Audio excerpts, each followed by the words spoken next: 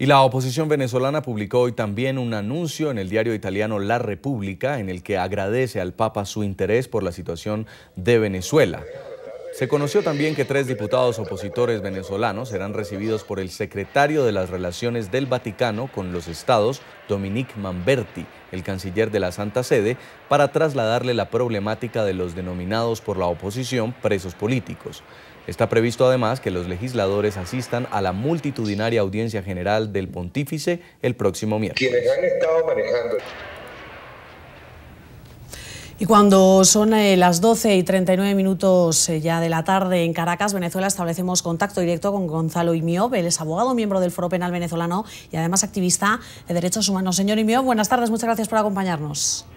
Hola, muy buenas tardes, Jason Eva, y bueno, un saludo a toda la audiencia de Latinoamérica, el Caribe y Estados Unidos, que nos siguen a ustedes. Comenzar preguntándole qué le ha parecido el encuentro entre el Papa Francisco y Nicolás Maduro, sobre todo cuando muchos medios internacionales y bueno, la oposición en Venezuela dicen que esto lo que le da es legitimidad al gobierno de Maduro. Sí, bueno, yo lo que pienso es que el señor Nicolás Maduro está buscando fuera del país la legitimidad que no logra obtener, que no logra alcanzar pues aquí en nuestro país, en Venezuela, ¿no?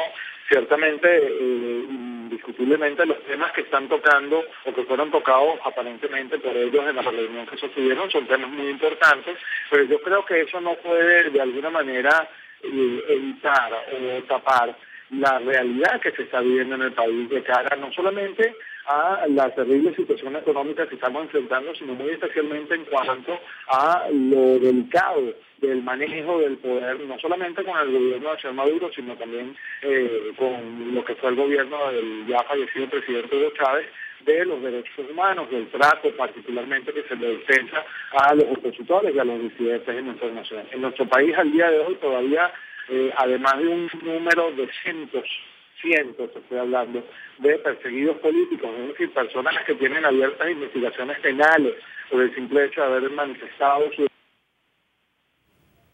Chávez, como durante la presidencia de Maduro, tenemos 21 personas privadas de su libertad o restringidas en su libertad por motivos políticos. Yo creo que si verdaderamente el poder quisiera de alguna manera legitimarse, debería ser pasando por el tamiz del reconocimiento de esas otras personas que no están con el poder, que no comulgan con ellas y que sin embargo han sido por eso criminalizadas. Esa es una situación muy grave que tenemos acá, sin contar las terribles situaciones que vivimos, por ejemplo, en nuestras cárceles, que son de las peores de América Latina, y así sucesivamente. Sobre esto quería preguntarle, justamente la oposición le ha pedido al Papa que sea mediador para un diálogo con la verdad en un país donde se denuncian violaciones a los derechos humanos. El miércoles, 3 diputados opositores van a ir a visitar al pontífice y le van a plantear la situación de los presos políticos. ¿Usted cree que el Vaticano pueda mediar en esta situación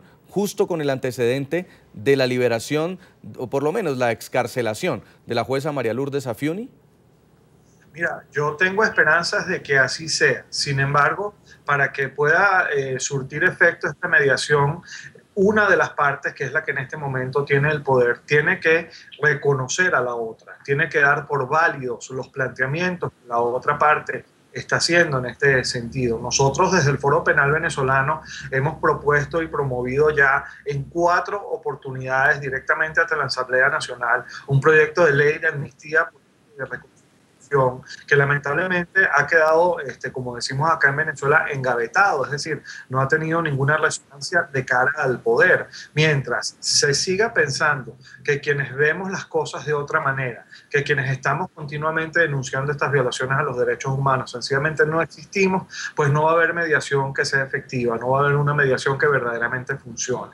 Para que esto funcione, el poder tiene que de alguna manera reconocer que del otro lado de la acera hay un grupo muy importante de personas, en este caso, fíjate, de acuerdo a los últimos resultados electorales, virtualmente la mitad del país, que está viendo con mucha preocupación que a la oposición, a la disidencia, se la criminaliza y que esto es absolutamente contrario al respeto de los más elementales derechos humanos que tenemos todos por el simple hecho de ser individuos de la especie humana.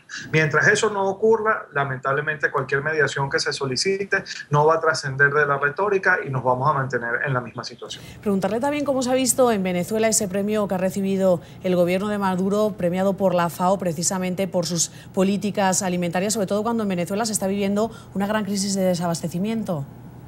Es una absoluta burla. Basta ir a un automercado, a un abasto o a una pequeña bodega en cualquiera de los sitios, tanto más encontrados como más humildes de nuestra nación, para darse cuenta de que aquí el tan cacareado tema de la soberanía alimentaria no es más que una pantomima, no sirve, no funciona de cara a las necesidades reales de los venezolanos. Aquí el pueblo no está teniendo acceso a los insumos básicos y, lo que es más grave, la canasta básica es cada día más costosa, mientras que los salarios cada día alcanzan para menos. Mientras mantengamos esa situación, ese premio que se acaba de recibir ahora de la FAO verdaderamente es una burla, es una cosa que está completamente fuera de todo contexto. Queremos agradecerle mucho, señor Gonzalo Jimiob, abogado, miembro del Foro Penal Venezolano y además activista de derechos humanos, por acompañarnos en NTN 24. Gracias. Buenas tardes.